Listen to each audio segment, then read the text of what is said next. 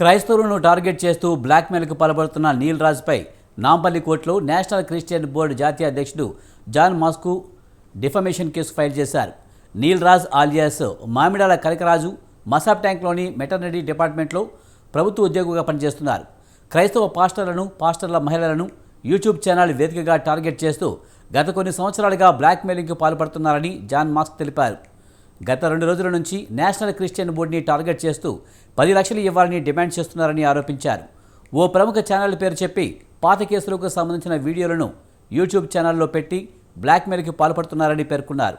వేధింపులు ఎక్కువ కావడంతో నాంపల్లి కోర్టులో నీల్ రాజుపై పరువు నష్టం దావా కేసు ఫైల్ చేసినట్టు చెప్పారు. నీల్ రాజుపై గతంలో ఎన్నోసార్లు ఫిర్యాదు చేసినా పోలీసులు నామమాత్రపు కేసులు నమోదు చేస్తున్నట్లు ఆయన ఆరోపించారు.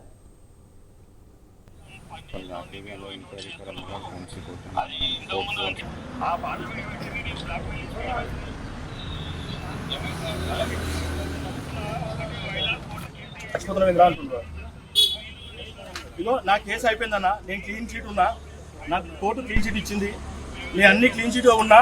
అలాంటి వ్యక్తిని అప్పుడు రాజకీయ దురుద్దేశంతోనే చేశారు, ఇప్పుడు రాజకీయ దురుద్దేశంతోనే ఒక ఎస్సీ వాడు ఒక మాదిగా ఒక మాలోని ఎదగనీయకుండా ఇటువంటి బ్లాక్ మెయిలర్స్ ని ప్రభుత్వం చర్య తీసుకుని వీళ్ళపైన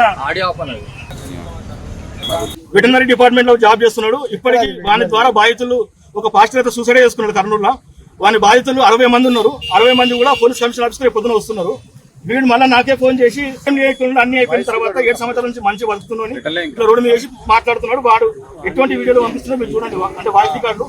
నేను నేషనల్ క్రిస్టియన్ బోర్డు చైర్మన్, నాది government central government registered board. వానికి నెల కింద పంపించాలంట. వాడు ఒక క్రిస్టియన్ లీడర్ అని చెప్పుకుంటుండు, పాస్టర్ అని చెప్పుకుంటుండు. వాడు పాస్టరే కాదు, వాడు పాస్టర్ అయితే ఏ చర్చ లేదు, వానికి ఏది లేదు. వాడు ఒక బ్లాక్ మెయిలర్. ఇప్పటివరకు తారనాకల సైబర్ క్రైమ్ లా ఈ CCS లా వాని మీద 8 FIR బుక్ అయి ఉన్నాయి. మీకు అన్ని ఇస్తాను కాపీలు. అయినా వాడిని ఎవరు పట్టించుకుంటాడు. వాడు ఎవరైతే ఎక్కువ ఎదుగుతారో వాళ్ళని పట్టుకొని బ్లాక్ మెయిల్